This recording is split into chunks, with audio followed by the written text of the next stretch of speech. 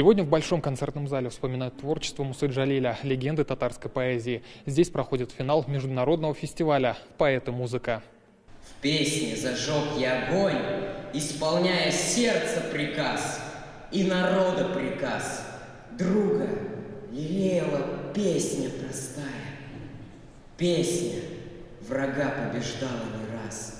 Со сцены звучат самые известные стихотворения Мусы Джалиля. Участники собрали все, что любил поэт. Каждое произведение сопровождается музыкальной темой, что создает особую атмосферу. Ведь наравне с поэзией он чтил и музыку.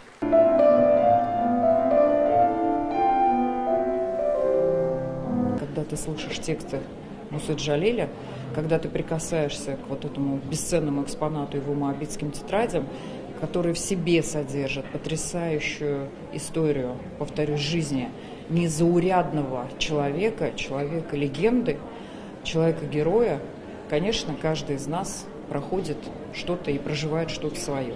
Они мастерски владеют словом. В финале участвуют 16 юных талантов. Это ученики музыкальных школ, ансамбли народных инструментов, а также победители конкурсов чтецов, лауреаты международных и всероссийских конкурсов.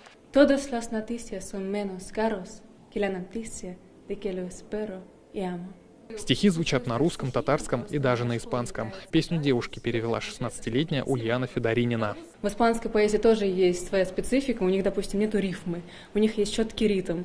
И какие-то слова заменялись на синонимы. Но это было очень интересно. Это вообще мой первый перевод. До этого я переводила только с испанского на русский.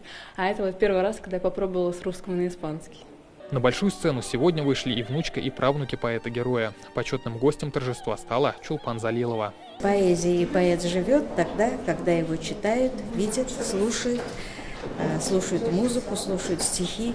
Поэтому это большое счастье, что это произошло. Для меня, конечно, большое потрясение, что так много молодежи знает, читает очень хорошо наизусть стихи моего деда, и насколько ребята к этому готовы, насколько они хотят участвовать, насколько они проявили вот такой энтузиазм в подготовке. Волнение есть, хочется хорошо выступить, но в принципе я уже достаточно уверенно себя чувствую, потому что я часто в концертах участвую. Зрительный зал полон. Здесь и взрослые, и юные поклонники творчества Джалиля.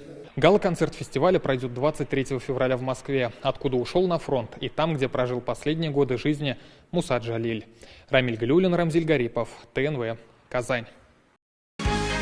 Закажи рекламу на ТНВ. Телефон в Казани 5 705 100.